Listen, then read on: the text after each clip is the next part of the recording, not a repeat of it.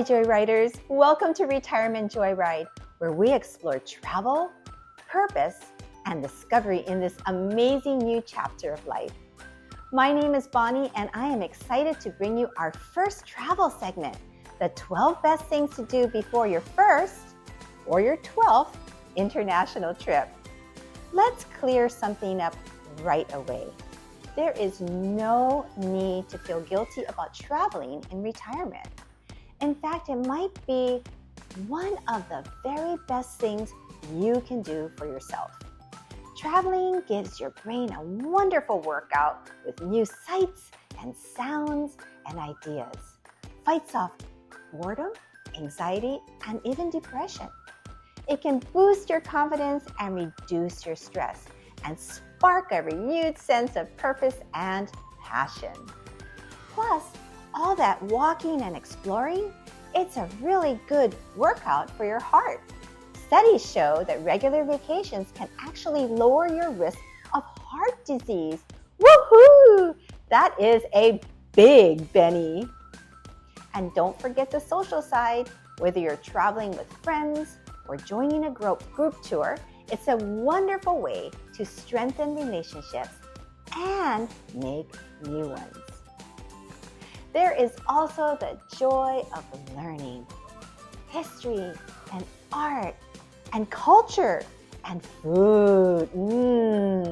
Travel stretches your mind and it fills your heart. Honestly, that sense of adventure and gratitude, it weighs more than your expandable steamer trunk. I have always loved traveling. Growing up, the world truly felt like my home. My dad was a career military man, so we moved from Guam to Germany and all the states across the United States. And every new place brought fresh adventures, new cultures, and most of all, wonderful, wonderful people. And you know what struck me most was that no matter where we lived, one thing remained the same. That mortal desire to connect, that human spark, the universal longing to share stories and laughter and life. It was everywhere.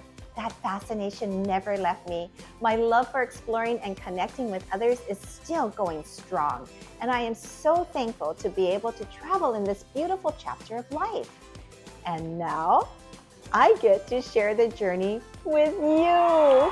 I'm not just excited, I'm delighted, I'm energized, and I'm ready to joyride into this next adventure together.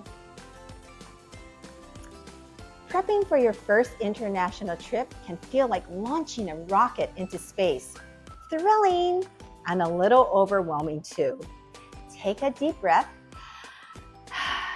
These top 12 tips will help you avoid a disaster, or at least minimize the chaos. Time to dive in and get travel ready. Oh, and a quick heads up, I put together a free Retirement Joyride planning and packing checklist to help make your first international trip super smooth. I'll tell you how to grab one at the end. Let's start with one of the most exciting parts, researching your destination. Think of it as travel homework, but way more fun than algebra, I promise. What do you want to see? Are there hobbies or interests that you'd love to explore abroad?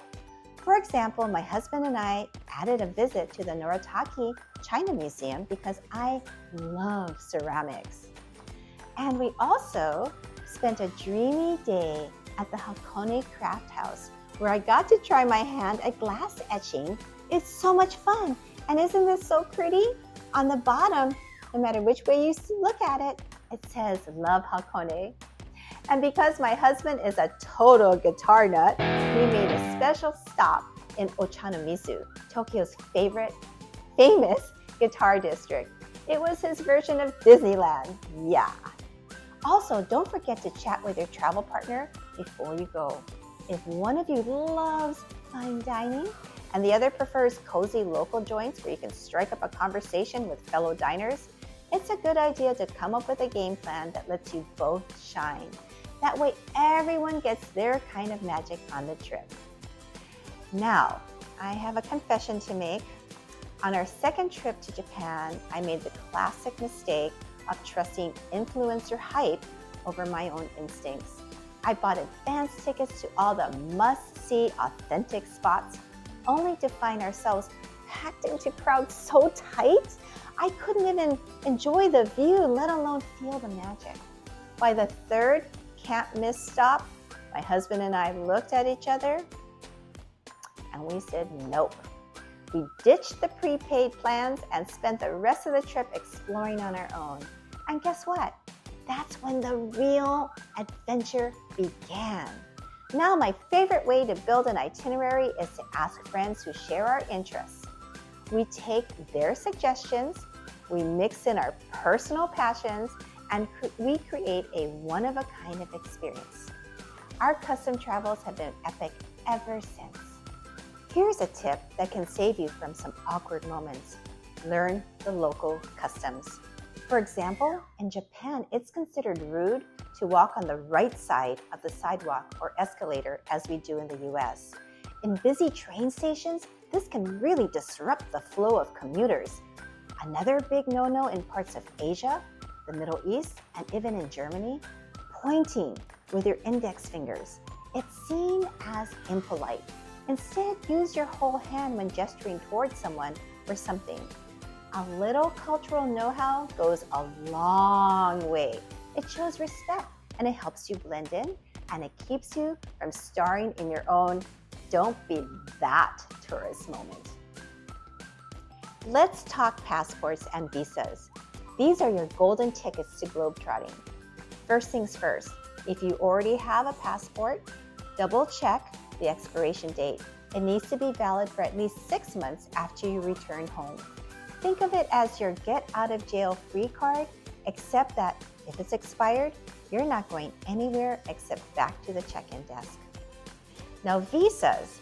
Some countries require more paperwork than a tax audit. Start early, double check the rules, and keep both printed copies and digital copies just in case your documents decide to take their own vacation. Here's a bonus tip. When you're traveling internationally, consider getting global entry. It's like TSA PreCheck's cooler, more world-savvy cousin. You'll breeze through US Customs when you return, and it includes TSA PreCheck anyway. So, for your domestic flights, you'll breeze in and out of TSA. Heads up though, the approval process for global entry includes a background check and an interview, so give yourself 4 to 6 months. My husband and I upgraded from TSA PreCheck to global entry last year. I got approved in about 4 weeks. Hubby, it took him 7 months. So yeah, start early. Now let's talk budget. Create one that's realistic, not fantasy. Sure, you may dream of sipping champagne under the Eiffel Tower, but if your wallet says instant noodles at home, it might be time to readjust your expectations. Factor in flights, accommodations, activities, and food unless you plan on surviving on duty-free snacks and hotel lobby coffee, which, let's be honest, is not the Parisian cuisine you imagined. You also want to book in advance, especially during peak seasons. Flights and hotels can disappear faster than free samples at Costco. Prices climb quicker than my excitement at the airport gate. Planning ahead means more cash for souvenirs and fewer tears at the ticket counter. Packing is an art form. Think of Picasso with packing cubes. Pack light and go for mix and match clothing.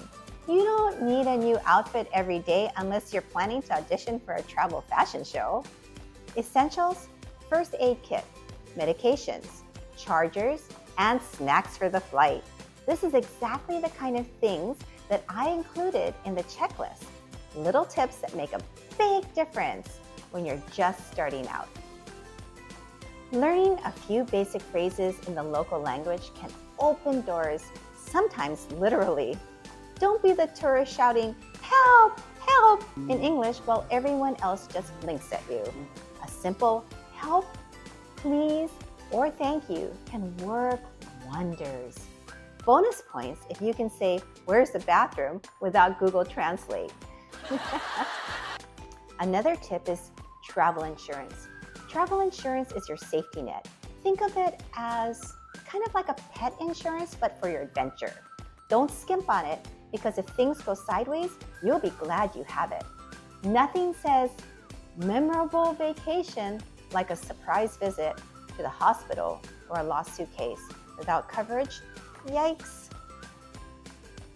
Now, before you jet off, take a moment to check the local currency and exchange rates. Trust me, you don't want to be the person waving around American money and to them it looks like Monopoly money, right? So a quick currency check can definitely save you from the shock of realizing your favorite local snack costs more than your hotel room. Pro tip, I've had great luck using my airline credit card overseas. It doesn't charge foreign transaction fees and it automatically converts purchases to US dollars using the current exchange rate. That means no mental math, which is really good for me, and no surprise fees later. If you're traveling to a place where cards are widely accepted, it's a total game changer. But don't forget cash. Even in card-friendly countries, you'll occasionally stumble into a charming little cafe or a street market vendor that's cash only. I always carry a small amount of local currency just in case. It comes in handy more often than you think, and it helps avoid those awkward, "oops, I can't pay you" moments. Connectivity is key. You might need to call home to reassure your mom that you're not lost, unless you are lost, and then at least you'll know where to send the search party. Look into the international roaming plan or consider grabbing a local SIM card. Otherwise, your phone might just become the world's most expensive flashlight. Pro tip, when we travel to Japan, I always reserve a pocket Wi-Fi device. You can book one in advance through Japanese travel agencies in the United States, or you can pick one up at major train stations and airports once you arrive in Japan. Our second trip, yep, the same one where we got squished into those must-see authentic tourist traps, I decided to rely on our cell carrier's international plan. Big mistake. With Google Translate, Google Maps, messaging, oh my gosh, they were all running and I burned through the data plan in less than 3 days. We ended up scrambling to find a local provider and renting a pocket Wi-Fi on the fly. Lesson learned. So please remember to check your connectivity abilities. So there you have it, aspiring adventurers. With these tips in your back pocket, you're ready to take on the wild, wonderful world of international travel. Get ready for unforgettable memories, spontaneous laughter, and maybe a few hilarious misadventures along the way. Bon voyage, and may your journey be filled with joy, curiosity, and just the right amount of chaos. Before we wrap up, here's a special bon voyage message just for you, fellow joyrider. Passport ready, dreams in tow. Off you go to lands unknown. Pack with care, plan with heart. Every journey needs a start. Try new things, embrace the ride. Keep your courage by your side. Laugh a lot, don't delay. Adventure calls, you're on your way. Thanks for riding along with me, and remember, the best stories rarely go according to plan. Safe travels, and don't forget to send postcards, or at least a selfie with a llama or two. Would you like a little travel gift? If you'd like a copy of my Retirement Joyride Travel Planning and Packing Checklist, I'd love to send it your way. Just request it. It's totally free and designed to help you travel with more joy and way less stress.